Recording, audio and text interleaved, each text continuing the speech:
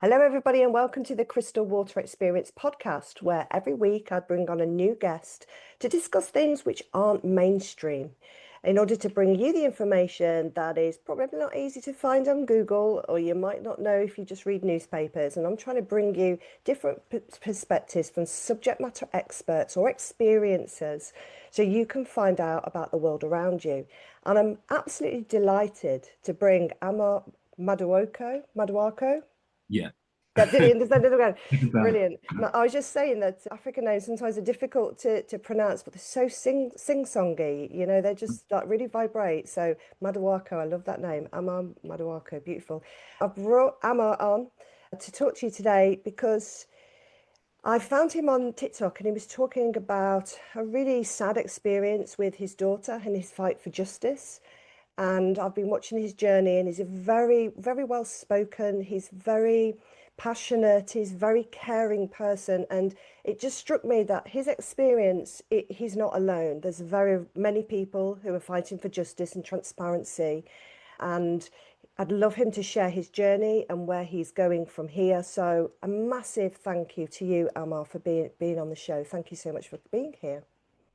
Appreciate it. Thank you for your lovely energy as well. And I think it'll be productive conversation. Not even just productive, it'll be enlightening is a better word. Enlightening, and we are in that period now, aren't we, where Yeah. enlightenment is the thing. So I've just alluded there to kind of a sad experience, and I wondered if you could just tell the audience what happened, when it happened, and then we'll go from there, Amo, if you don't mind. Yeah, sure. So in 2022, my girl at the time gave birth to twins. And obviously, they were premature. You know, twins can be premature, but we wanted to do a home birth, but we ended up not doing a home birth. So because of their prematurity. So there's a lot of detail to the story. So I'll hit the key points. So we went to Nottingham City Hospital, kind of only because of the prematurity. They were really premature, 25 weeks. Got to the hospital, we're encountering kind of rudeness from the staff, dysfunctional kind of environment. And we started asking questions, raising concerns about the treatment. I think both my kids got put on the ventilator at the time and they started bleeding from the lungs. I had my suspicions that the trauma to the lungs, the issues with the lungs were caused by medical negligence. So I kind of just started, just as any parent would, raising concerns, asking questions, and we are getting shut down, kind of gaslighted. And this carried on for a while. And then there was an event that transpired where I came onto the ward. And this was after the staff, they had been really rude to us a number of times. But I came onto the ward, I saw my daughter with like a different kind of mask on than she usually had. And I was asking them about the mask. And then they said they were going to get a consultant over to speak to us because we'd raised complaints about the rudeness and stuff. They said, oh, when you ask questions, we'll only get the consultant to speak. So the consultant came over and said, oh, I heard you had questions about the ventilator. But I wasn't asking about the ventilator. I was asking about the mask this time. But I thought it was a good opportunity. I was like, okay. So I asked her a question. She was explaining it well. And then when she realized she didn't know the answer to something I said, she just looked at me and goes, this conversation's over, and said it in a really rude voice. And this is like the fifth, sixth time they've been really rude to us. So, but I didn't want to say anything because I didn't, there's stereotypes. And before they'd said, oh, they think I'm aggressive and all this stuff. So I was just thinking, I know what these people do. I know their tactics. I know what they're like. My mom used to work for the NHS and, this is what they do. So I said, oh, I'm not going to say anything.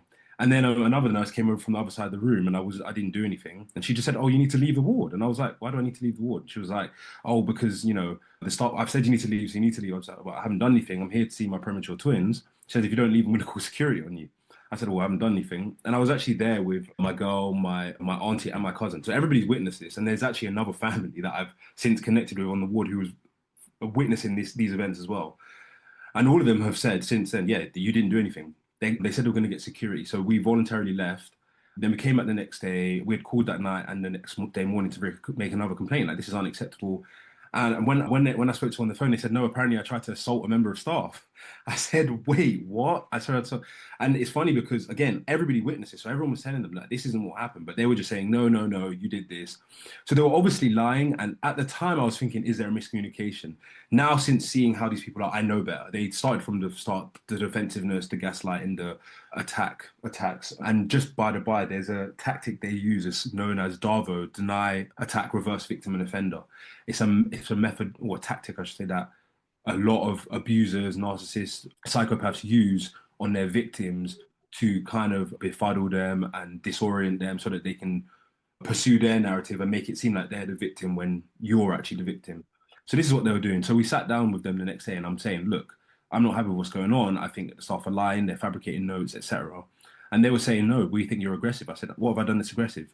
They said that the way that I stand and perhaps the way that I look, that's what they find aggressive. That's what they said to me. It's on recording. So I said, okay. And they said that they're going to try and restrict my visiting. And I said, I'm not happy with that. And they said, okay, what they're going to do is have a security guard come. So every time I'm there, there's going to be a security guard standing next to me. I said, okay. I said, that's fine. I mean, I haven't done anything. So if you want to bring a security guard, that's fine. Long story short, they didn't bring a security guard. They mentioned that they were going to do something called a lumbar puncture, but they said that they'll talk to us about it another time, basically. So anyway, they didn't end up bringing a security guard. We came back into the ward. This is about 15th September 2022. My kids were born 5th September. From about 15th September to, I think, pretty much the 10th or 12th of October, and pretty much nothing happened. Kind of get on with it. Everything's fine. My kids started getting better. But on the 20th of September, we had come in and they told us, yeah, you've been reported to children's social care. And I said, why have we been reported to children's social care? They said, oh, that I'm refusing medical treatment. So I said, what medical treatment am I refusing? Joe, we're now 1st December 2025. I still don't know what medical treatment they've said I was refusing. So they said, oh, I'm refusing medical treatment. And we're just thinking, okay, well, if we're not refusing medical treatment, it doesn't matter, right? Because they have to come up with something. So we said, okay, you've reported us to children's social care, we haven't done anything, whatever. Things went on. Then on the 15th of October, as I told you, things were getting better, 22. So we wanted to kind of take a break from the ward because my girl at the time, she'd been there every single day, like breastfeeding. He's got twins, so kind of a lot to take on. I was working full time at the time. So I'm coming up to the ward after work. And then, so we're like, oh, we took a break. I think we either spent that morning at home or we went somewhere the night before and then came back. So we weren't there they have these morning ward rounds. We weren't there for the morning ward round. So my girl got back before me. I went to work. I got back at the night time. So I came during the night and I was asking the staff member because they had told us they were going to put my daughter on something called high flow. So, but when I came, she was on CPAP, which is a different mask, and she was being alternated between CPAP and nasal cannula oxygen, which is a less invasive, the least invasive form. So I was asking them like, oh, isn't she supposed to be on high flow? This sort of concern. So it's very normal conversation. And they were saying, oh no, like you have to follow the plan from this morning's ward round. This is what it is. This is the first time we're hearing this plan. So I'm like, oh, okay, that's fine. But then they said, no, that we agree with you. We think she's ready for high flow as well, but we can't make that decision. It has to be the other consultants. Other consultant came and agreed, yes, that we'll see. We're going to ask about it tomorrow. And that's what we'll do. I said, fine, perfect. I went off. My daughter was meant to go back onto CPAP at that time, but my girl had said to them, oh, that because she just fed, can she just wait until she's settled and then put her back on? And the doctor said, oh, yeah, because she's just fed, because everybody knew that. And this happens a lot with premature babies. When they feed, their oxygen level goes down a bit. But when my girl had said this to them, I wasn't even there. So I'd gone, but she was saying to them like, oh, like, can she have this small and the doctor had said yeah, and it was only like 15 minutes. So they waited about 15 minutes and put her back on, but she was fine. And I wasn't there. So anyway, the reason why this is important is because later the social services investigation got escalated to section 47. And section 47 means the child's at significant risk of harm. So then they've come to us, I think in early November, and they're saying like, yeah, it's been escalated to section 47. And we're just like, why? And they're saying we're refusing medical treatment, that we're being aggressive, that we didn't want our kids to have oxygen, and that I pulled off my child's oxygen and didn't want it to have it. And I'm just literally like, what are you fucking talking about? Excuse my French. But I'm just literally so confused. Meanwhile, obviously, there's still issues going on with my kids. They're still making mistakes on this ward. I now know that this ward is subject of the largest maternity scandal in NHS history. There's over 2,500 harmed families. That and harm in that instance means death to the child, death to the mother, or serious permanent injury to the child or mother, meaning cerebral palsy, lost organs, etc., like that. So we didn't notice at the time, but they're saying like, oh, that I'm refusing treatment. I said, what treatment I refused? They started saying that because my girl refused antenatal steroids for her and some other, I think it was magnesium sulfate at birth. They're saying that that poses a risk of harm. But but I was saying, but the doctors had told us like that refusing of the steroids didn't mean anything, and she got to the ward so late that she didn't have time for the full course. So we're explaining this to them like, no, no, no, we didn't refuse. We're trying to explain it, and they're like, no, no, you're refusing treatment. Then they brought up this event in October, and they started saying that I caused a 40-minute delay to my daughter being put back on the machine. So I'm like, no, no, no, but And I'm trying to explain, like, I didn't cause a delay. Like, that's not true. But I didn't know at the time what they had written because we hadn't seen the medical notes. I didn't know that the nurse had written something like, Dad had to be reminded to follow the care plan from the morning. So they're thinking that I know the care plan, I've come and I'm trying to interfere with the care plan. They're not realizing I wasn't there in the morning. So long story short, they use these events and then they then start manufacturing events. They started saying that there was a time when my daughter was having her nappy changed, and you have to take off the oxygen monitor to change the nappy. My girl was taking off the oxygen monitor. We told the staff member, oh, I think there's something wrong with the monitor. She went and got a new one. They're like, Dad tried to remove the oxygen monitor and caused a 5 minute delay to daughter's oxygen being monitored. Then there was a trial that one of the doctors agreed to do where my daughter was going to have less of something called HMF. It's just a milk fortifier. They said, oh, she's going to have less of it. I said, yeah, that's fine. They did the trial. She said, oh, no, that we want to put her back on it. I said, yeah, that's fine, put her back on it. And the doctor said, no, we're going to leave her off of it. They started saying that I didn't want her on it and I was refusing for her to be fed because I thought that she'd grown too much. And I'm telling them, no, that doctor, I said, put her back on. And the doctor made a decision. They're like, no, because you're being aggressive and intimidating, you're putting pressure on them, making them do things they don't want to do. And I'm like, I'm just telling them, like, none of this is happening. Like, I told them I didn't remove the oxygen. I did like everything you said is made up. But the social worker is saying like, why would they lie? Why would they make it up? And I'm just like, I don't know. Like, I haven't seen the notes. I don't know what you're talking about. She's like, you're coming in the nighttime, and that's when you're being aggressive. And I'm like, there's nothing's happened for the past 2 months. So we're now in sort of November time. And then they came to us and said, like, oh, my daughter had it's called an ECG. It's like a scan for the heart frequencies, but it's not as in depth as something called an echo. So they're like, oh, she had an ECG. It looked a bit funny. We're going to look into it. So we're like, oh, okay, cool. My girl's asking them every so often, oh, is she going to have the echo? And then I now know from seeing the notes that they were writing down, they've written over 50 times, Adora needs echo, which is the heart scan. But then they've also written, Adora needs echo, delaying treatment, awaiting social services input, right? So they're delaying a heart scan that my daughter needs because they know, because my kids are still getting better, and they know that if she has the heart scan, that's like part of the discharge process. So they think that we're going to get to discharge with the kids. Do you get it? Meanwhile, Oh, okay. yeah, So they were delaying doing it because in the notes they thought that you were a risk yes, because of Chinese whispers and made up yes, stuff. And so they were don't deliberately delaying it in order to try and protect your daughter from going home with you. yeah, which is illegal, by the way. And so it's Yes. illegal to delay the treatment, and it's illegal to try and falsely imprison someone on the ward. And we're telling them at this point, because we know we're being abused and lied about. We're telling them we want to leave. We're telling them we want to transfer. They're not letting us transfer. They're telling you you're not allowed to transfer. So we're trapped on this ward. And we're trapped from pretty much like November 2022 all the way till my daughter dies. They won't let us leave. In addition, they're still causing harm to my daughter. They split my daughter's nostril. No, I split my son's septum into, split my daughter's ear. They had also kept putting her back on the ventilator, even though she didn't need it, because they split her ear open and split her and gave her black eyes. So then from the misadministering the masks and stuff.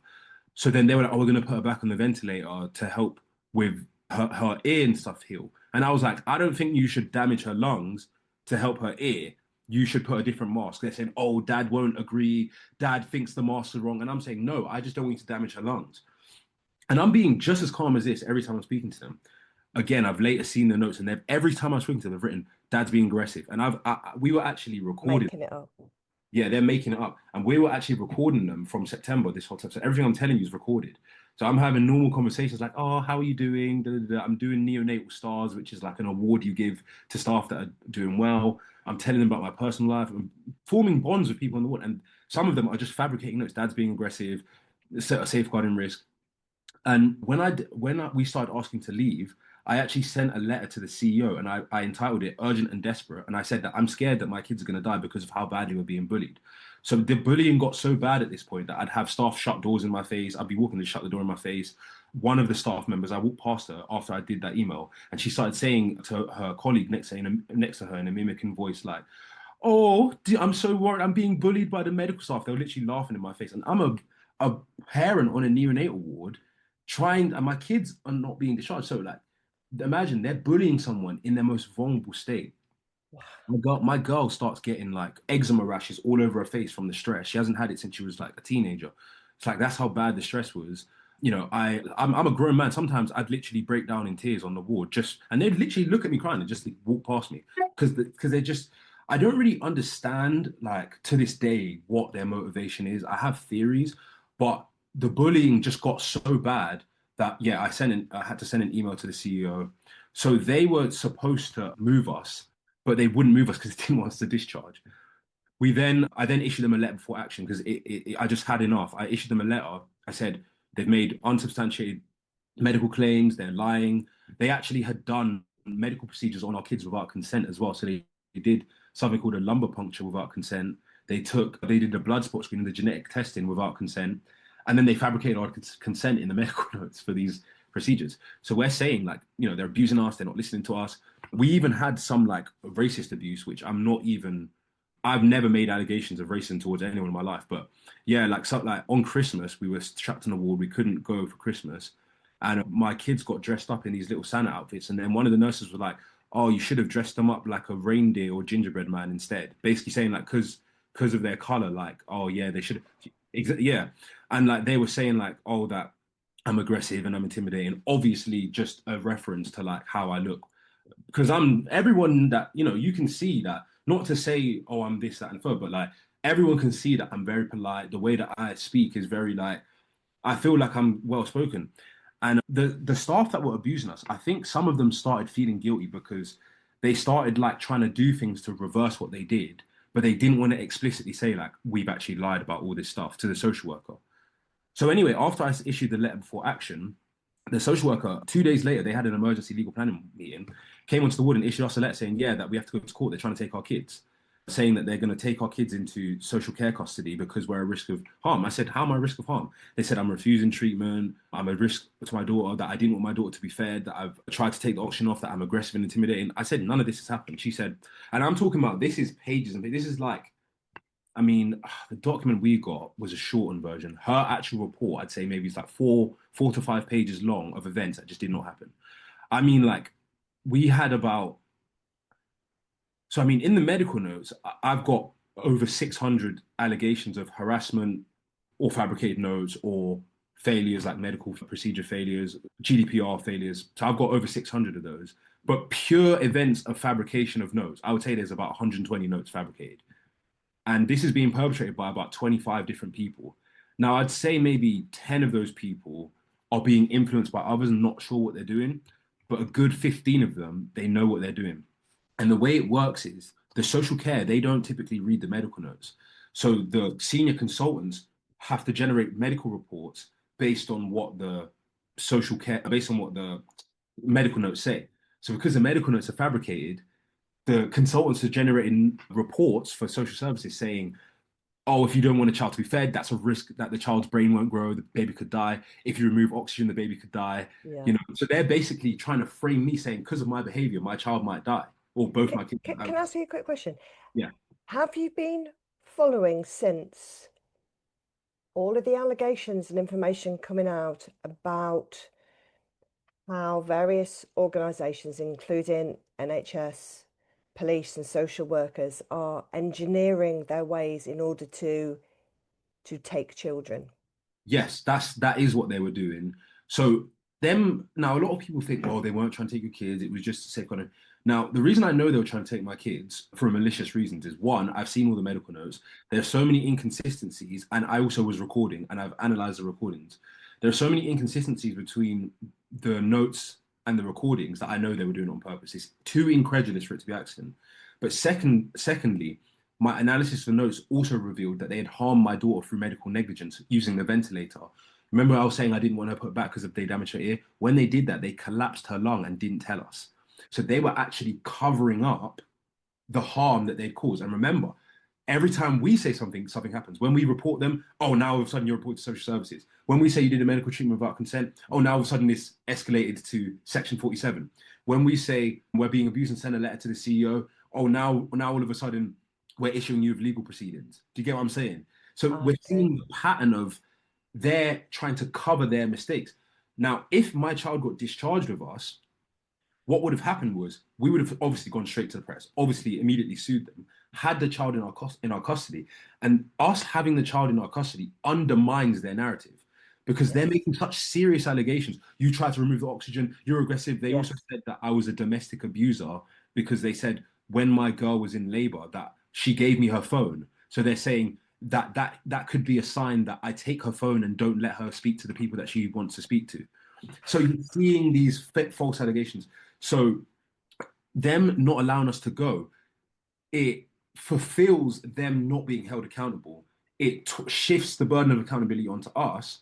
And it also, a lot of people don't know this, but consultants actually get medical legal payments from the council for generating social care reports because it's Yeah. not part of their normal job description. So they get Mhm. paid by the council. There's a conflict of interest. Yep. We started even seeing them trying to prolong the social care proceedings, and it even transpired that I had a breakdown on the ward, and I was saying to one of the staff that was okay with us. I was saying, look, they're fabricating notes. I'm telling you, they're making this stuff up. Every time we do something, they're lying.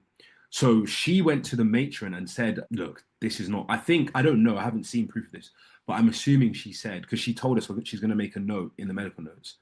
She said, that this is fine. So they then, I think the matron, I've seen through the emails, again, I've only got this stuff through subject access. I otherwise wouldn't have seen this. It's only my analysis and my due diligence where I've got this information. She sent an email to social care saying, look, the parents are actually fine with oxygen. They're doing well, the kids are getting better. Do you think that we should allow them to be alone with the kids now? Because they were actually not letting us be alone there's a transitional care room.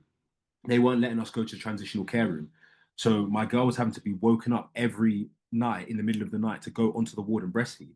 I remember she's seeing all the other parents in the transitional care room with their babies. She's having to get woke up like 3 times in the middle of the night, causing extreme stress to her. And sometimes they'd forget to call her. She'd go on the ward. They'd say, oh, we've misfed the baby by accident.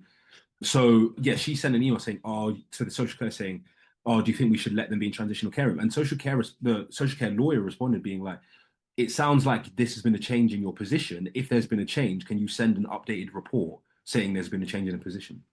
So what they did was they sent an updated report, but they basically said like they are fine now, but they didn't address all the other false allegations. You understand? They're trying to protect Yeah. themselves. So yeah, we're now on the ward. It's late December, early January. All of the staff go off for Christmas, so there's barely any staff on the ward. We're there, trapped on the ward. And then, well, just before Christmas, my daughter, there was an event where she was breathing kind of heavily. So my girl said to me, "Oh, I think we should call the staff over." And I said, "You know what they're doing? If we call the staff, they're going to try and frame us." She said, "Amma, look at her," and I've got it on video. She said, "Amma, look at her, like look at her breathing." So I looked at her, and she's kind of like, but she's fine. Her oxygen's fine, but we're noticing something's not right. So I said to her, I was whispering to her, and I said, "Look, what we're going to do is we're going to film it because I'd been audio recording." I said, "This time we're going to video record everything. If they try and frame us, we're going to catch them red-handed." And around this time, there's these screens that the mothers use for breastfeeding. So when we'd get on the ward around this time, we just go onto the ward, hide behind the screen because we were so scared of being abused and framed that we would hide every day behind the breastfeeding screen. She'd just pretend to breastfeed so that they wouldn't be able to falsely accuse us. So yeah, we had this conversation, and then I start filming, and you can see the video where I'm filming my daughter. She's breathing heavy, and I say to my girl, "Oh, do you think we should call the staff over?" And she said, "Yes, yes, let's call the staff over." So the staff come over, and I'm still video recording. Staff come over, you hear the conversation. Oh, how's the door? We say, oh, we don't think she's all right. Can you have a look at her? She had come off oxygen monitoring because remember, she's pretty much ready to discharge. They're holding them in the ward for under false pretenses, saying, oh, we have to do this, delaying everything, spreading everything out really long. So they put her back on oxygen monitor, and her oxygen's like 88, like it's lower than it should be. It should be like 94, it's like 88, 87.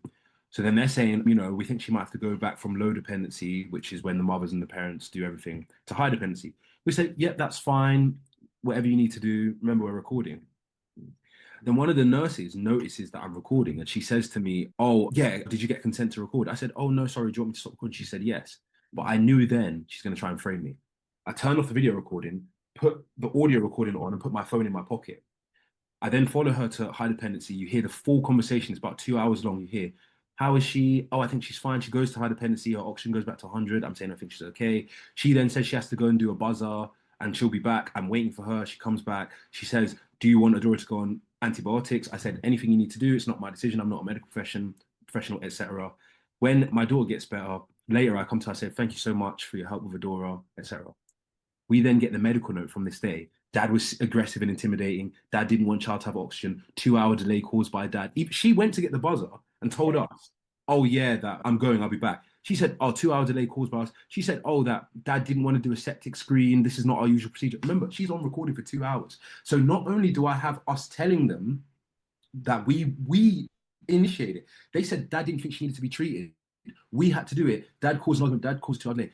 Not only do I have the video, I've also got the whole 2 hours with a seamless no break between the video and the audio, and it's time stamped. So you can see that from the start to the finish, and she tries to frame us. So then we're like, oh my God, like we've now got irrefutable evidence that they are trying to basically take our kids by fabricating notes. So we then tell the staff this. Well, one of the consultants were like, they generated a medical report as usual, like clockwork. Oh, dad didn't want this. Dad could have caused the death. Antibiotics needed. I said to them, you realize we've got the whole thing recorded. As soon as they realized the whole thing was recorded, they said, oh, we're going to look into it. They then issued us an apology letter and they said it was a mistake. They said that the staff wrote this by mistake. And they said, no, you didn't want treatment, but you didn't cause the delay. And I'm telling them, are you actually being serious? You realize got it recorded. I said, we sat down with them in January. I said, I was talking to the matrons. I said, you realize I've got all of this recorded. I said, do you want to hear the recording? She said, I don't want to hear the recording because how do I know it's not my staff? And I'm like, you mean like how you can hear the beeping in the background, you can hear your staff's voice and you work with her every day? She said, no, I don't want to hear the recording. So she doesn't want to hear the recording because she knows we've caught them now. Anyway, my daughter's still on the ward. My son's fine now. He's ready to get discharged, but he's not being discharged because we want to discharge him together. So we then are going, we have to go to court. We go to court. They bring this threshold. They say the threshold is I'm aggressive and intimidating. I tried to remove my kid's oxygen. I caused delays to treatment, 40-minute delay on one day. They made up another delay on another day that literally didn't happen. I wasn't even there. Then they made up a delay saying that, oh, of that event I just told you. They actually included that in the social care threshold, even though they said it didn't happen and apologized. Oh, and then they said that because I didn't want my kids to have the RSV vaccine, which is obviously parents have the right to refuse vaccines. They said that that meant that my child, and they've written this in the notes, that without the vaccine, my child is definitely going to die. So they're telling the social worker, my child will definitely die if she doesn't have vaccines. I'm anti-vax, so I don't believe in vaccines, and I have the right to that as a parent, right? So this was the threshold. But when it got to court, the judge literally looked at the threshold and is like, can you guys go back and sort this threshold out? Because they realized that the stuff they were saying we refused was for my girl before the birth. They're like, the mothers, that's clearly established in law. Mothers have the right to refuse certain things before birth. They threw that out. Then they're like, the RSV vaccine was not even indicated for that time because if you look at the JCV, the Joint Commission on Vaccines and Immunization, which is where the NHS gets their guidance from, they have certain timeframes that vaccines are indicated for. So it's not even, we're in court in like late January, February, and it's not even indicated for February. So they're saying like, you're taking them to court over a vaccine that they're not even supposed to have at this time anymore. Do you get it? Then with the aggression, the staff had actually generated, even the consultants that were lying, had generated reports saying that we're emotionally great with the kids, we're fine with the kids. It's just that they thought I was aggressive to the staff. And there was no actual explicit behavior that I'd done towards the staff. They were just saying the staff found me aggressive. When we'd asked, obviously, they only said my posture, my tone. So this isn't serious risk of harm to a child, is it? So the judge is like, yeah, can you guys go back and revise this threshold? So they went back, and meanwhile, they issued something called an interim care order, which is your child is under, you share parental responsibility with the local authority while your case is being adjudicated in the family court, because they're trying to take the kids from us, basically. During the interim period, the twins, so excuse me, I've missed out, obviously, the main part.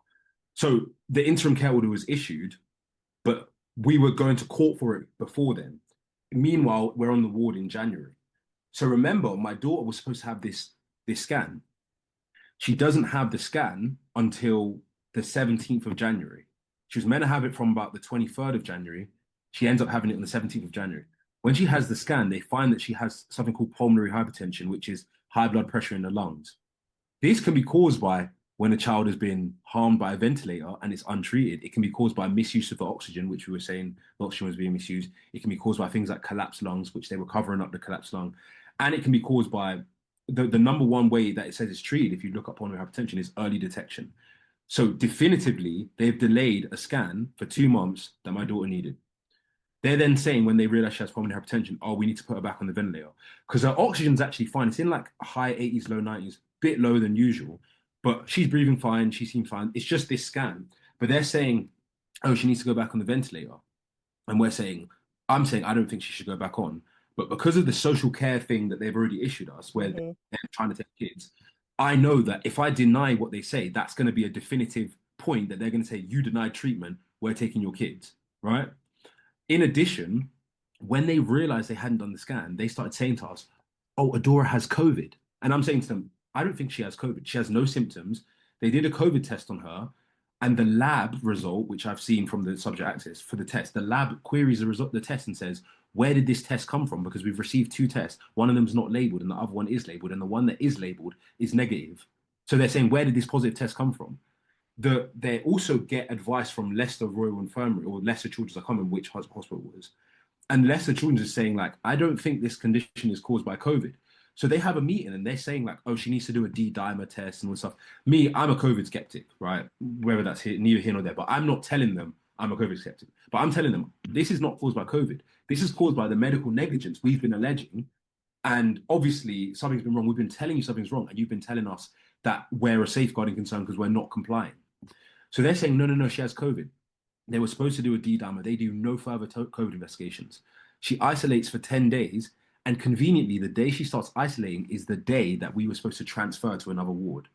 So remember, I told you we'd emailed the CEO.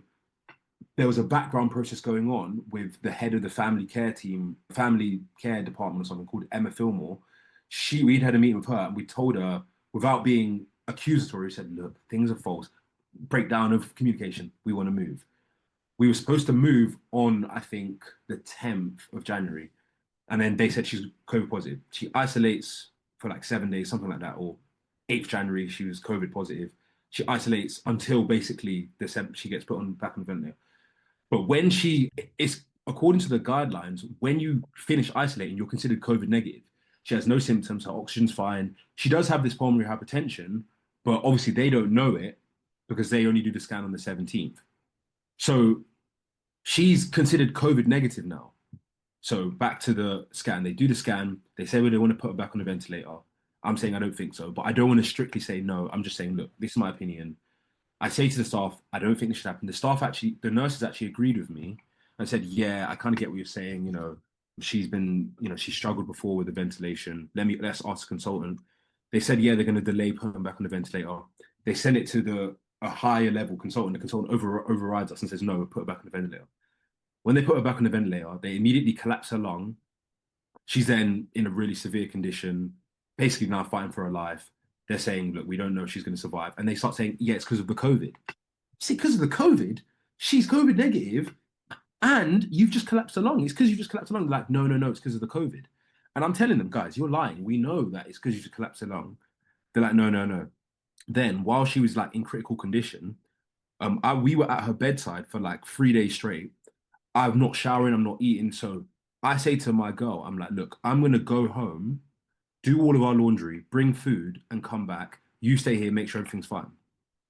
So I drive back home, I do the laundry. I'm on my way driving back, and my girl starts messaging me saying, Adora's oxygen's going down.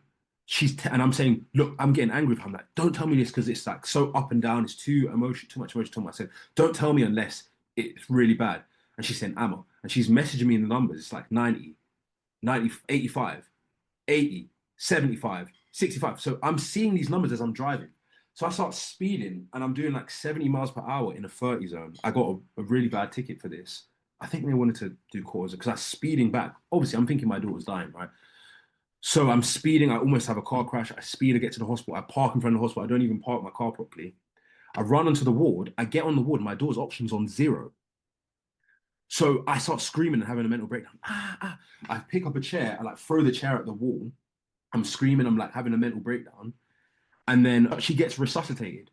And when she gets resuscitated, her oxygen goes back to normal, but her lungs have been collapsed in multiple places. So I calm down. Everyone's telling me, Amma, she's fine. She's resuscitated. I asked my girl what happened. My girl says basically there was an alarm ringing saying like circuit broken or like pressure's not being achieved, something to that effect. And she said a student nurse who wasn't supposed to be touching the machine was going up to the machine and just pressing silent on the alarm. So basically, they've basically been silencing a critical error alarm. And I found this error alarm in the ventilator manual. It's called the servo N ventilator. I found this error alarm, and the error is under a section called critical alarms that require staff intervention. So we tell them this. It's like, this is what's happened. They said, oh, it's going to be investigated, etc., etc. We don't have time to talk about this. Adora is in a bad condition. Go and be with your daughter for the last moments. Obviously, 2 days later, 25th January, she dies. When she dies, obviously I'm crying, etc. It's really bad. I'll skip that because it's kind of trauma. I don't like thinking about this part. But anyway, I'm walking down the ward, walking down the corridor. My dad's there, my family's there. And there's a nurse, one of the nurses that's been fabricating notes against us. She tried to say something like, oh, I carried my daughter with one hand, trying to bully me.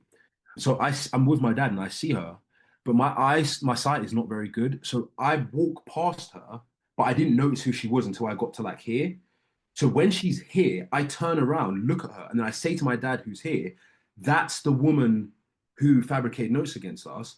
You're a fucking liar. But remember, she's walking this way and I'm walking this way. So I'm continuing this way. She then walks over to the front desk, and my brother's at the front desk, so he sees what she does. She walks to the front desk and says to one of the members, "Oh, he's just been really rude to me." And then the staff member says, "Oh, are you okay? Okay, call the police." So then she's like freaking out. My brother tells me this. She's like freaking out, and then she presses the emergency like panic button, saying like someone's gonna harm me or something. But I'm on the other end of the hospital now, like other end of this ward basically now. But it's like a long corridor. So I'm trying to buzz to get out with my dad, and it's like not letting me out. So I'm like, what the hell? And I start hearing an alarm. Da-da-da-da-da. So I'm like, what's going on? So I walk back, and then basically what she said is that I tried to hit her. She's like, oh, I tried to attack her. And I'm like, how can I try and attack her if I'm on the other side? And they've written in the notes like, I didn't know if dad was gonna come back and get me. And I'm like, you can see me on the cameras at the door trying to get out. Granted, I did say you're a fucking liar, but she is a liar. Mhm. But she's saying, oh, I tried to assault her. So anyway, over this next like between 20 from 26, they put on like heightened security alert. Every time we walk around the corner, there's like security guards coming up to us, and they just killed our daughter. My daughter, we sleep on the ward. There's like a security guard guarding us everywhere we go now. We sleep on the ward. I wake up, I'm thinking this is a dream. I wake up, I just see my dead daughter next to me in the bed. No emotional support, nothing, no apology. None of the staff even said to us, I'm sorry for your loss. They literally walking past, looking at me, and just walking. I'm walking past. So I'm on the ward, and then my daughter's in like the cot. We do some of the process of like, there's like a death kind of bereavement protocol they go through, but there's still no emotional support, no psychological support. I'm crying over my daughter. I'm singing her songs I used to sing when she's alive. And then they walk onto the ward. The senior consultant walks onto the ward with four massive security guards. Literally, I'm talking, these guys are massive, folded arms. And they say, yeah, you need to get off the ward now. I said, I'm with my dead daughter. He said, no, you need to leave now. And then my daughter's grandfather, my girl's dad, he's never met her because he works really hard. He lives in a different city. So we're saying he's never met her. Can we wait? Can we wait for him to come? They're like, no, I want to go home. It's like 5:30. Their shift ends at like 5 or something like that. And they're like, no, we want to go home. And we're like, he's literally driving up the road. He's like 20 minutes away. We're like, can you wait 20 minutes so he can meet his daughter, his granddaughter? And they're like, no. So so then we're just sat there like, why are you guys doing this to us? Like, why? And then you can just see the guilt in their face. You could just see, they just know like, oh, we're so evil. But they're just saying, they're trying to protect themselves, protect their professional reputation, etc. So they're like, no, I need to leave. So they escort me off the ward. I think her dad did get to see her.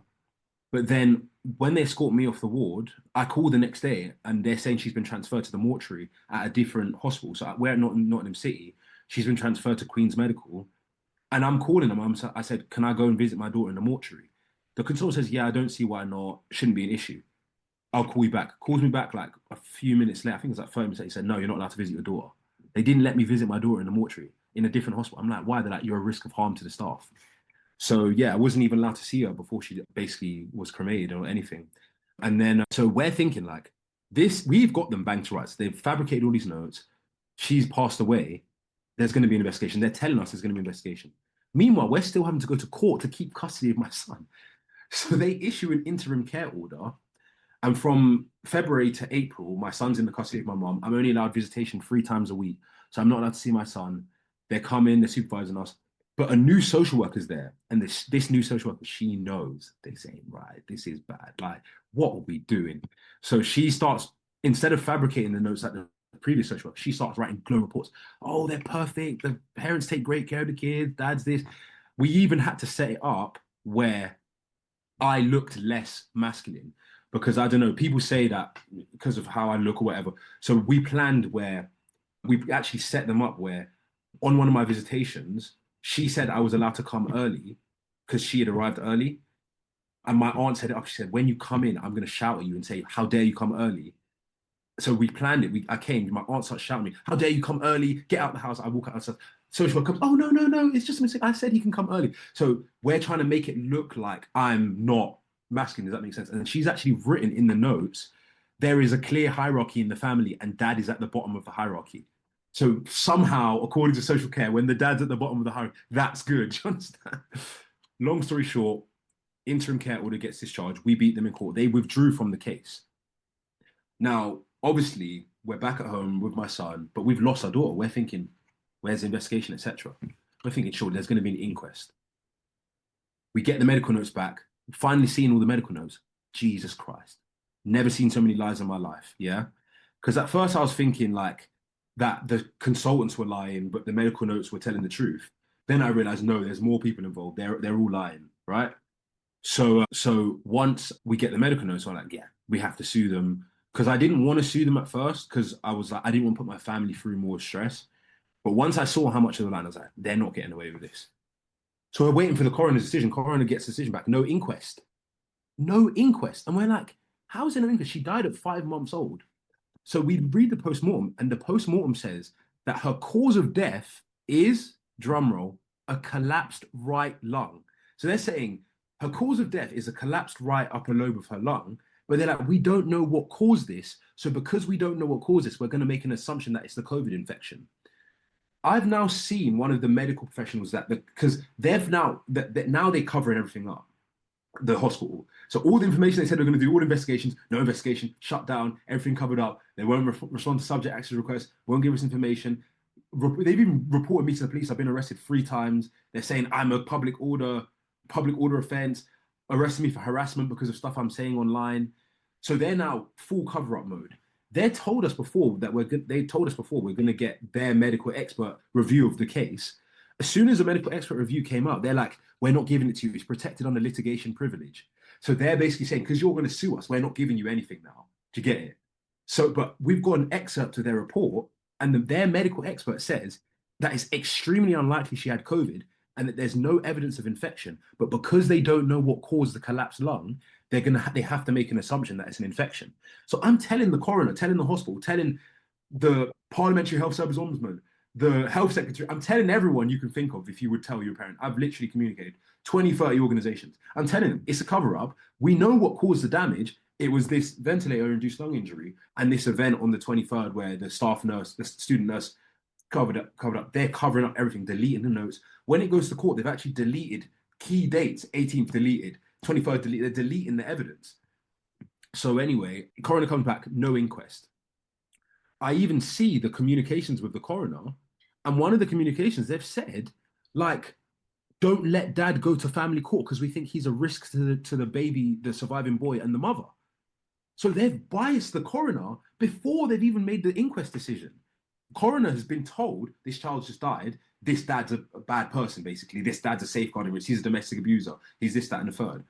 They've even pulled up notes from when we were victimized because my girl's uncle, he was like an alcoholic. So we had even called the police on him once and said, like, this guy's harassing us. He'd been told by the police, don't contact this family because we'd moved to a nice area. You know, I don't want to sound like a dick, but, you know, we were living in a nice area. He's living in a bad. He's kind of just like trying to, I don't know if he had some trauma or jealousy, but he's trying to interfere with our lives. So he'd been told to stay away from us. The social worker had fabricated the note, said that this was a case of me being a domestic abuser and tried to include this in the thing and saying I was told to stay away from her because I'm a domestic abuser. I'm like, no, this isn't even involving me. You understand? So yeah, no inquest. And then, you know, since we've just been having the fight for justice, they've just covered up everything. Most of the requests we've made covered up. I've been arrested and I've actually been charged with stalking with intent because one of the nurses, who was actually the one that initially collapsed along, once she realized that we we were going to sue and that we'd made all these allegations. I posted stuff online about her. She said that I'm harassing her. She made up allegations that I tried to go to her house, made up allegations that, I'm going to kill her. And all. She's just lying.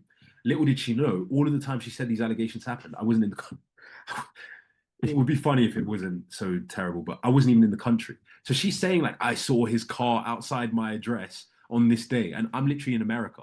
She doesn't know this, right? So now I've actually got a criminal case with this woman trying to basically say I'm a stalker. They're saying I've never contacted her, I've never seen her other than this allegation she made, and that the only contact I had with her was on the ward. But they're saying because of my online posts that is stalking, because stalking is defined as like one or more or two or more events that cause someone alarm or distress. You understand? And they're saying because other people reported her to social services that she's saying she thought it was me and that they're saying this is part of my harassment conduct or whatever. That case, that criminal case, the police were supposed to release my phone downloads back in 2024. They've been court ordered to release it. They've been requested by my legal representation to release it. They refused to release it. I was meant to have my trial on 25th November, just gone, and the trial's been adjourned to April 2027 because they're saying that the police haven't released my phone downloads. Now, I make allegations of corruption, collusion, cover up, but here's the objective reality. When you do a multi agency social care referral against someone, the police are part of the decision making process, the council are part of the decision making process, the hospital part of it. So the police are involved. One of the police officers said, yes, escalate to section 47, right? Hmm. But the thing is, my phone that they've confiscated has, guess what? All of the recordings, all of the location data, all of the times my IP connected. It can see where I am at certain times, see all my messages. It can see what I was saying. So my phone, that is like the the golden nugget, right, of evidence. So the police, when they take someone's phone and do a scan on it, they have better technology than we have. They use something called Grey Key, which is like Israeli intelligence technology. It actually is, if you look it up, it's called Grey Key, like military intelligence technology that they can scan deeper into your phone and find out like where you are and like what IPs you've connected to. So they don't. My theory is they don't want to give me that phone because they know that I know what's up. So if they give me that phone, it's going to unravel everything because it's going to show everything they've done, everything the local authorities done, etc. So yeah, that brings us to basically the present day where I'm dealing with all this trauma. I've lost my daughter. They won't investigate it. No inquest. We're trying to find answers. CQC won't investigate. Parliamentary Health Service won't investigate. Report. I've got a case with the NMC. I think like six or seven of them are being under investigation by the NMC. But then I've been doing all my legal work myself because it's such a big case that I want to have everything prepared and ready and then give it to a team of lawyers. Because whether we like it or not, lawyers, they're good, but they're not as invested as me. It's only when they see it cut and dry that. So yeah, I've done all my legal work. I've actually launched a claim in the courts, £10 million fee remission. Now that sounds like a lot of money, I know. Not necessarily about the money, but we're suing for future loss of earnings, which means so I used to work in medical sales. I've done like internships with like GSK stuff like that. I used to work. I've got like pharmacy qualifications. But my allegation is that because of what you've done to me, and because I'm now diagnosed with severe PTSD, because of what you've done to me, how can you expect me to work with medical professionals?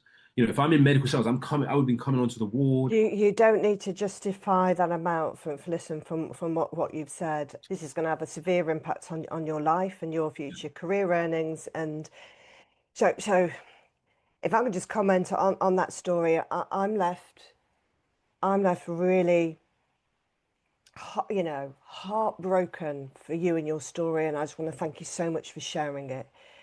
I am I cannot have been there, so I can't stand there on the other side and say whether what you're saying is the truth. I can Yeah. just feel vibration. Mm. I can also tell you that I am very close friends with Victoria Rickson, who is the midwifery whistleblower. Yeah, I I know. can also tell you that I Yeah. have been in Nottingham City Hospital twice for medical procedures, and one of them was the cesarean birth of my boy. I'm very lucky that actually my mom was a special care baby unit nurse, neonatal nurse specialist, Mm. and that whole experience of being on that ward was horrible. My mum got me through it. This staff were, not all of them, were terrible. I was then on there with pneumonia, and thank God that they that they did manage to save my life, because by that time, with false diagnosis from the GP, I was then, going into sepsis. But then it was my mum as well that kept an eye on me, because, they, for instance, put IV antibiotics into my vein, pissed off. I was having an allergic reaction. There's nobody around. So Wow. I I don't know, you don't know at the time, but my mum said to me, they, they could have killed you with what they did. Mm. So my own experience of that hospital is it's bad. It's bad. They're understaffed. They've got a lot of junior staff that just pop in and out. It's rare to see a consultant, so well done you actually getting some time. I remember, I got moved to a ward with the pneumonia, right? And I was sitting there, and it was over the weekend, so there's no doctors on at the weekend, right? I mean, these people have to know this, at least at that time. Mm. And I was I was having an allergic reaction, and the answer was to give me oxygen. Mm. And so I've had that experience. And so, and my mom actually, growing up, I'm hearing stories about the toxic culture on wards. Mm. So whilst my heart is completely broken for you, and thank you very much for sharing this, it doesn't surprise me. And also what we know about the collusion between the various services and their incentivization financially to take children, Yeah. which is what she said. I mean, they get 35 grand, don't they? And the other kind of benefits. There's a lot going on here. So, with that in mind, thank you so much for sharing, that story. And I'd like us now to move on to something. What can we do about this? Because you are not the only person this is happening to. This is not just about children. It's happening on all ages. And I've even signed the paperwork, the Magna Carta stuff, Mm. because what people don't understand is when you register a birth, you are giving away ownership of your children to the state. Mm. You are not your parents, you're renting the children. The state owns your children. Mm. And this is very important for people to understand. And you have to make a statement to that effect. I mean, most people don't know that you can ignore it and you can say no chance. But people don't understand that when you register anything, you don't own it anymore. It doesn't belong to you. Mm. You are there by the grace of them. So what I'd like us to move on to is, having gone through this now, and you've gone through the recordings and you've seen what's going on and how they, back each other up, and how those medical notes, those precious medical notes, are so easy to be fraudulent, and you don't get even to see them until after, and things like this, without like kind of scaremongering. Because I mean, I would go in recording, making sure that they knew from the very second I was in there that I'm on their case, just like they would know. Mm. And what can people do to protect themselves from this kind of thing? What kind of advice could you give? So you mentioned about the registration of children, and whenever people say that, I always just feel so sad because I think like, if that was the solution, I would tell everyone. But it's not that that isn't a good solution. It's that these people have become so able to get away with whatever they want, Yeah, that I feel that even if you do that, they'll still be able to yeah, abuse you. you're Um, right. It's a I, bit of paper. I, Yeah, I tell people, you always have to record, but now they're trying to frame that. If you look at the press, trying to frame that as if that's some kind of transgression. The reality is, unfortunately, in my opinion, I don't think there's anything you can do, because now I won't say there's nothing you can do. You can be diligent, you can, be adept, record. But the problem that we have is that the state is much more powerful than us.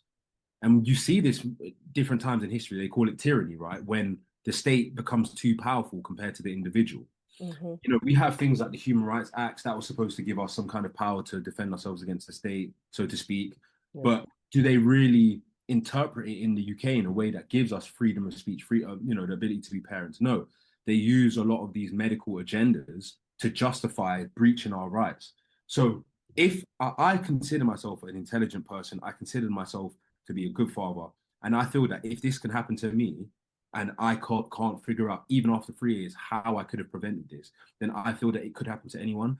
The only thing that will solve this, and I've got a video I posted on TikTok about this, is I think we need a conscious awakening. This Hmm. this is not just this. What the system is doing to us is a symptom of something that's wrong with us as a society. How our medical system set up, how our food system set up, how we relate to one another, what we perceive ourselves as, the content we consume.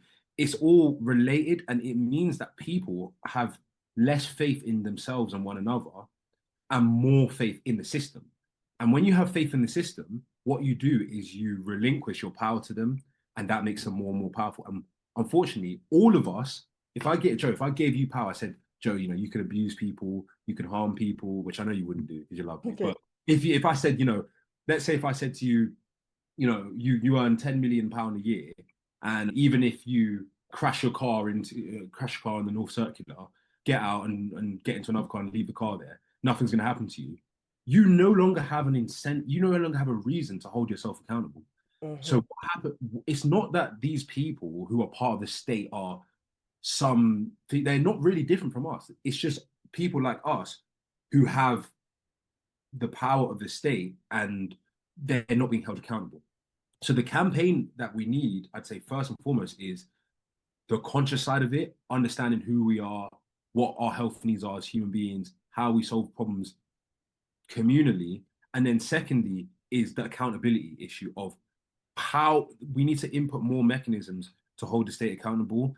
I liken it to a balance where the state needs to somehow have some power if you want to have a society, unless we want to just go and live naturally, which I'm all for too, right? If everyone wants to go some, commune or something. But the reality is, if we have a society, if we have a modern society, the state needs to be able to do certain things. Some people do abuse their children, but there needs to be a balance, and the balance needs to shift further back towards us.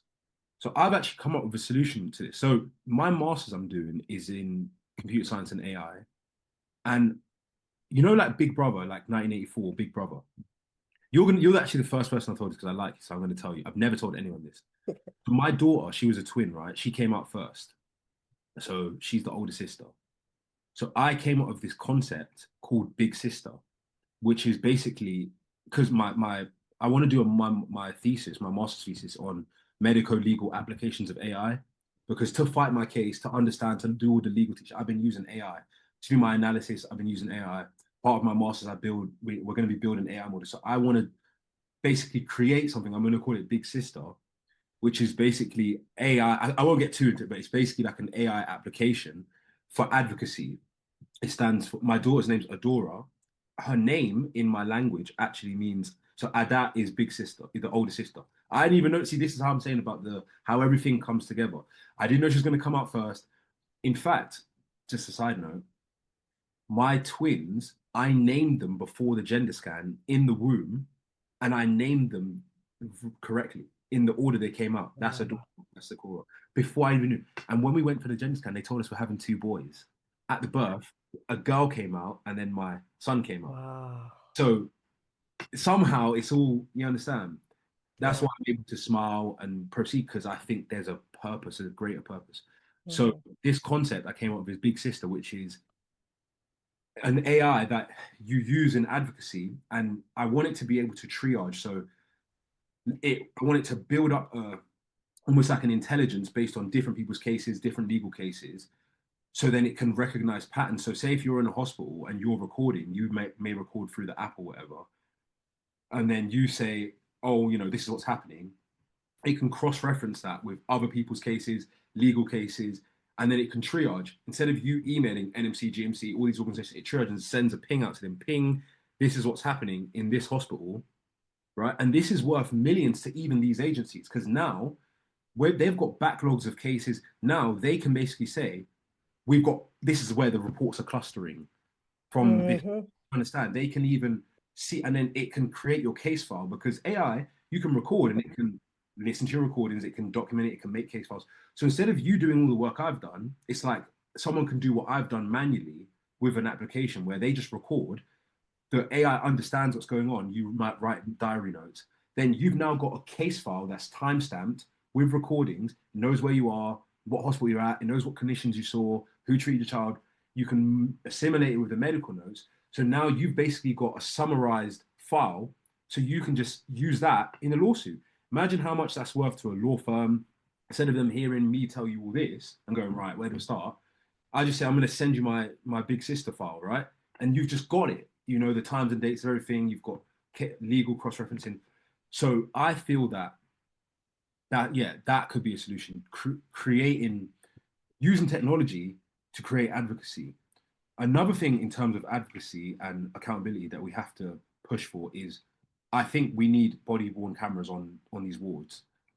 I suspect that the reason we don't have body worn cameras on the wards is because they don't want everyone to see what happens on the wards.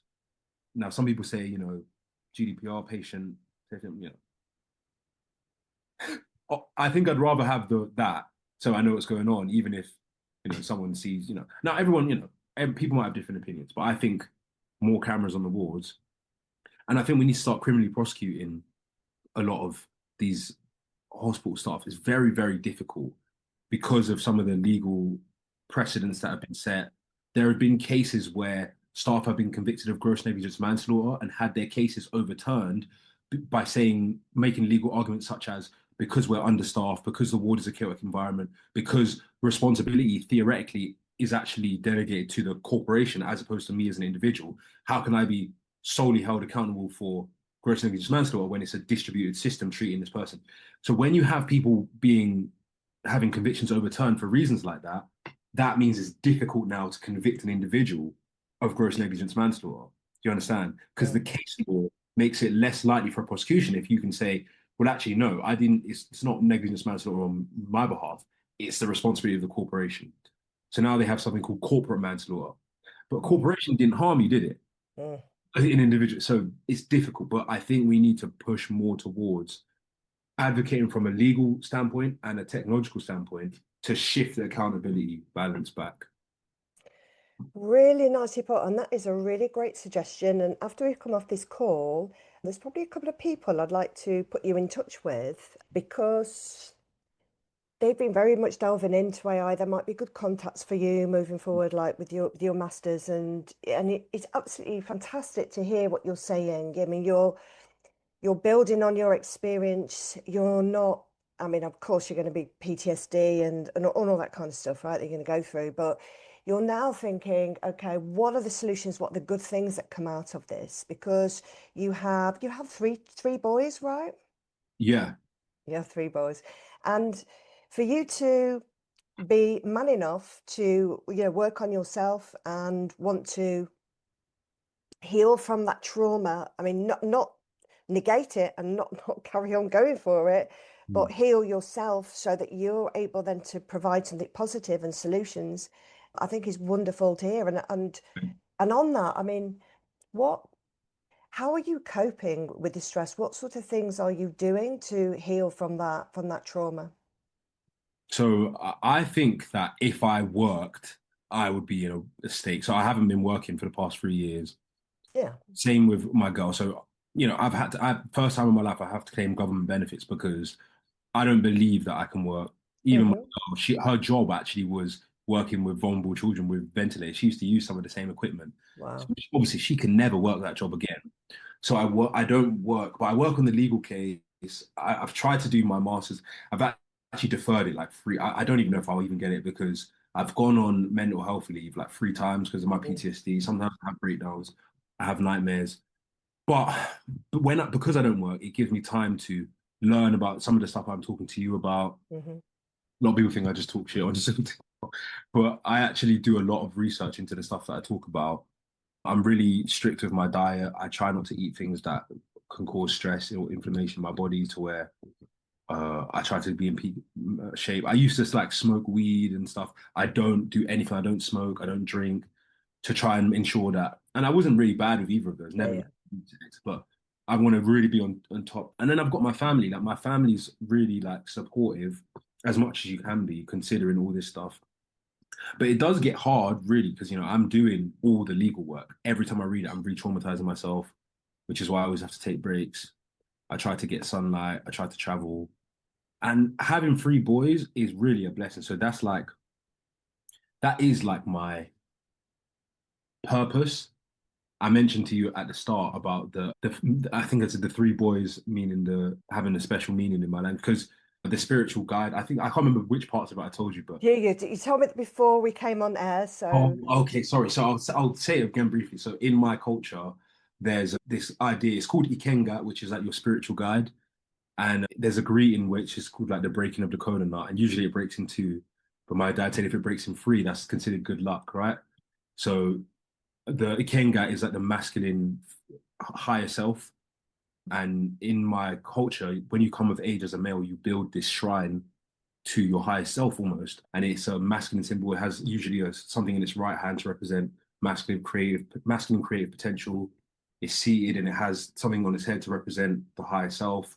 And our concept is that the pointed thing in the hand of the spiritual effigy or whatever that represents, of course, the lower chakras of a male. And this energy is supposed to drive up towards your higher purpose, right? So my dad named my third son Ikenga. That's his like middle name, right? And for me, that's like my newfound purpose. I think maybe that's what I received from like the spirit world or God or whatever you want to call it. This newfound understanding of my purpose, which has come from what my dad taught me about the three boys and the masculine purpose. I mean, I learned more about it online, but yeah, the funny thing about that too is that when you make your ikenga in like historically, you actually have to make a sacrifice. You understand? So obviously, in my mind, I'm like, okay, perhaps my daughter was a sacrifice for this new purpose that I have to pursue, and maybe, which you never want to think of your child as a sacrifice, of yeah, course, but yeah.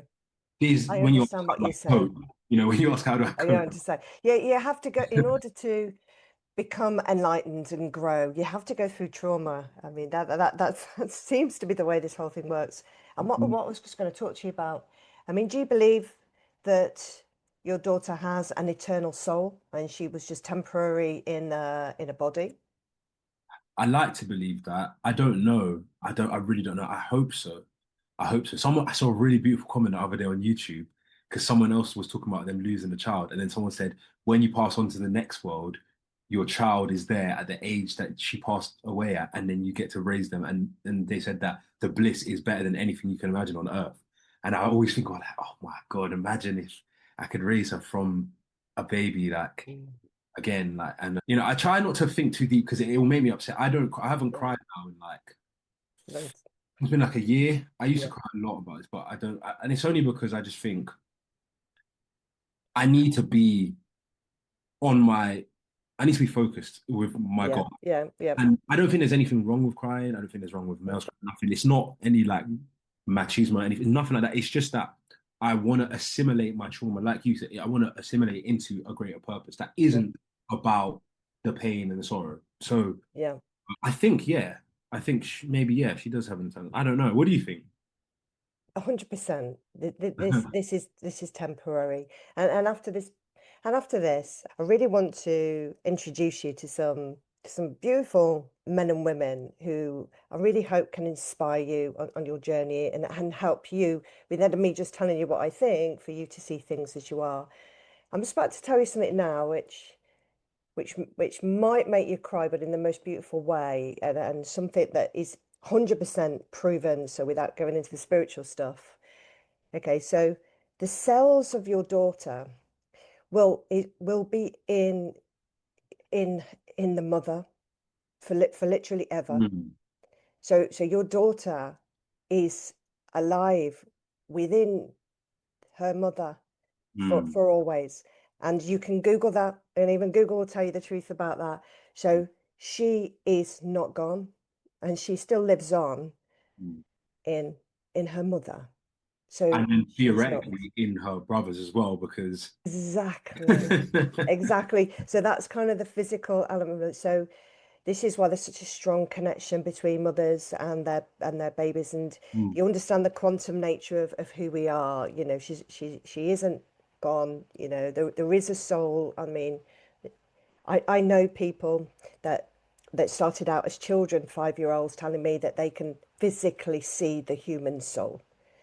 Okay, so we are like this is temporary, but you know, I want to really help and support you through this process, share people with you, you know, to help you through this because you've got such an important mission. You're such a beautiful person. The oh, system is so the system is so corrupt, but it is coming down, and I think you're absolutely right. It's a reflection of human consciousness as to where it's got to now. And many of us that have gone on our various paths can see we've woken up in our own traumatic different ways, and we can see that everything is shifting and changing and blaming and all this kind of stuff. I mean, it does help in accountability, but long term it's not going to fix this problem because yeah. if what you were saying is correct, and I 100% can see what you're saying, right? I 100% there. Then there's something very wrong with the people. There's something very broken in their Mm, spirit for them to behave like this, yeah. and they need healing. And Yeah. that's the thing. I mean, unless they are healed, they will continue in this kind of abusive pattern, and this can't go on. And we have to make way for the new. Mm. So I'm really grateful for you for sharing where you are. I'm going to do what I can to try and put you in touch with people and support you on your journey because you really deserve it. Yeah. And say a massive thank you for sharing your story today.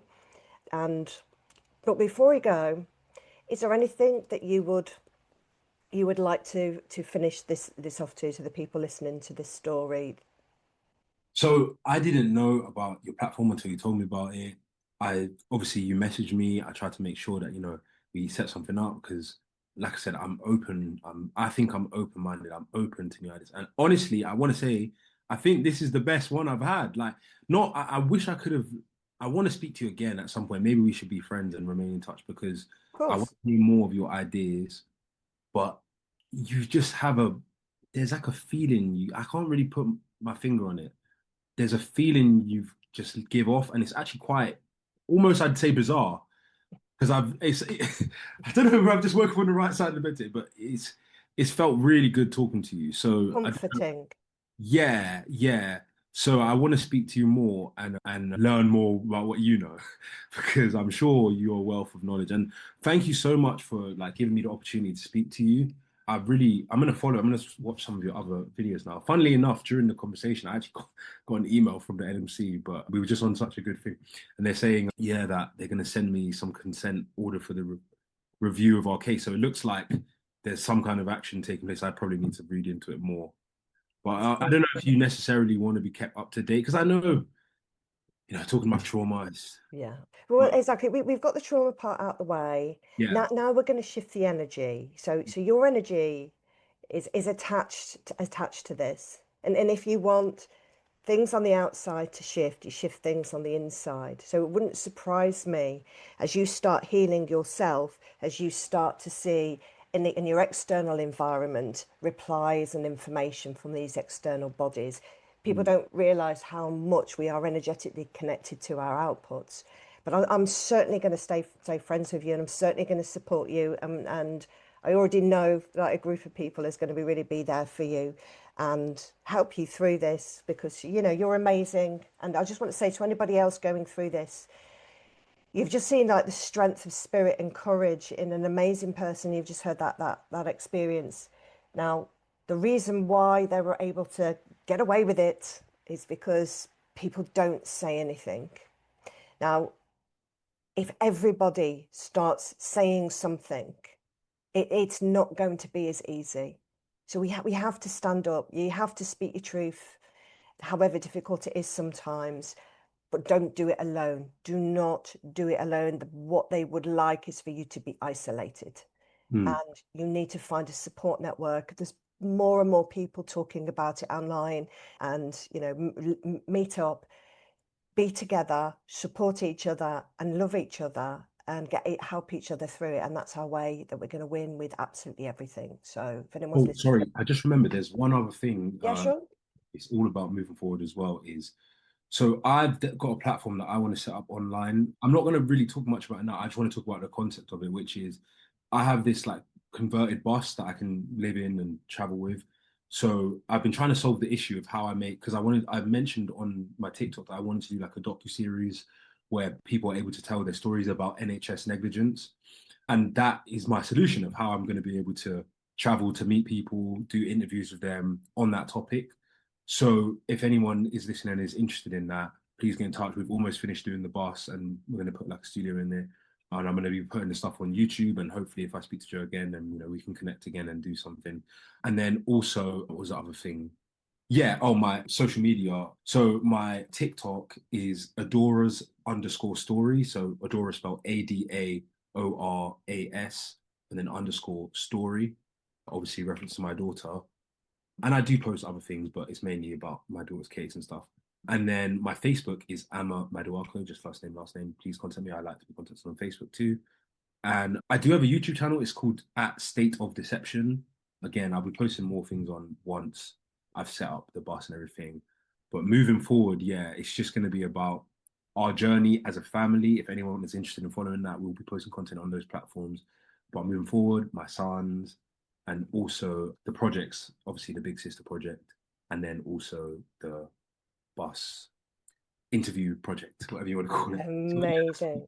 If anyone's listening to that, please support him. I will put all the links in whatever platform you're looking at. It's either in the show notes, it's on the podcast, or it'll be in the notes everywhere. So we're really going to support you. Let's all get behind Amar and his family. And you've just been inspirational. You're just absolutely inspirational. And I thank you so much for sharing your story with us. Thank you so much. Thank you, Joe. Hope to I'm going to give you my number so we can stay in touch. Cool. We'll do it offline, but Yeah. because everyone Yeah. does it. But anybody, if you do want to contact me, my details are all here as well. And I really, really try and reply back to absolutely everybody that contacts me. Sometimes I'm a bit overwhelmed, but I really, really try my best. So thank you so much, everyone, for listening. Such an amazing story, and hope you have a beautiful and blessed day. And whatever's going on in your life, just remember you are not alone. Let's all work together. Let's all get through this. I am so confident the world is changing and we're in a better place. I am extremely confident about that. Whatever's going on now, time will pass. Have some faith and much love to you all. Bye bye. Okay, bye bye.